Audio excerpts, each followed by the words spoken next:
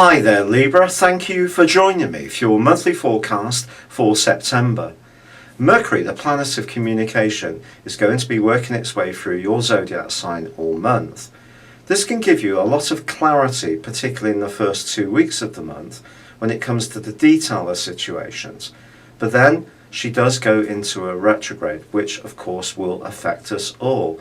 So one plan that's really important to you may go through a little bit of a pause from mid-month, but if it does, it's going to be important to keep the faith. There's a lot of energy building up as this month goes on in the part of your horoscope that's more to do with reflection. And I think what's going to happen is that in one way, Mercury can see you darting forwards, and then the Sun, Jupiter, and then Mars from the 25th may take you a little bit backwards. So you may feel at times rather frustrated, but stay with it. Because in actual fact, when it comes to your relationships, there's an incredible link between Mars and Uranus in the first 2 weeks of this month.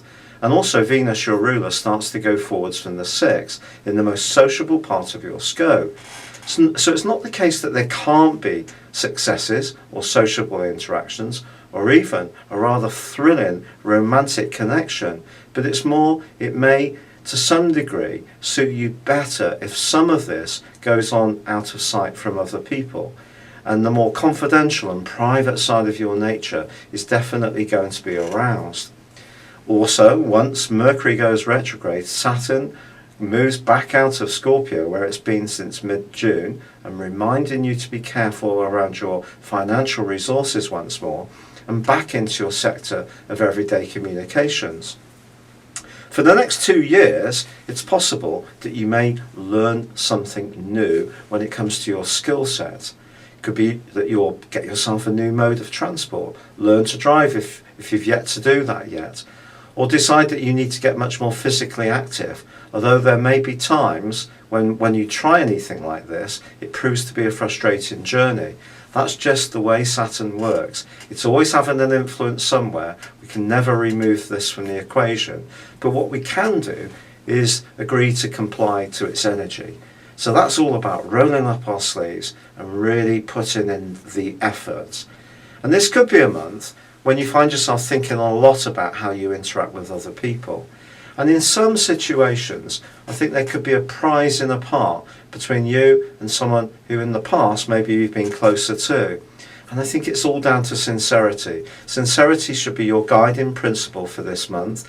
And the solar eclipse, which occurs on the 13th, really is encouraging you to stay very much more in touch with the more spiritual side of your being and the world at large, not just in September, but for the next 6 months too. Now, once the Sun joins you on the 23rd, I do feel that you will feel more comfortable within yourself and your situation.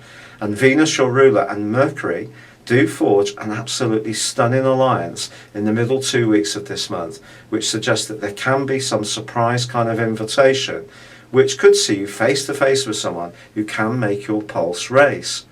Then again, once the Sun moves into your sign, anything that might get delayed can start to be put behind you. You can prioritize, and the things that really count can still go forwards. But there is a lunar eclipse on the 28th, a total lunar eclipse, and this will get a lot of publicity. So how will this link into the solar eclipse of the 13th? Because they do work as pairs, solar pairs. Well, I think you're going to find over the next half year that how you reach out to the world at large is very much influenced by your subconscious, by your inner being. It's not necessarily that diplomatic, smooth, very clever person when it comes to interacting with other people that's going to be the base note of how successful you are. It's more about how successful you feel in your relationship with yourself. So the more comfortable you are and at peace with who you are in your personal identity, the better your relationships can become in the next half year. It's been a real pleasure being with you. Thank you for joining me. Good luck and goodbye for now.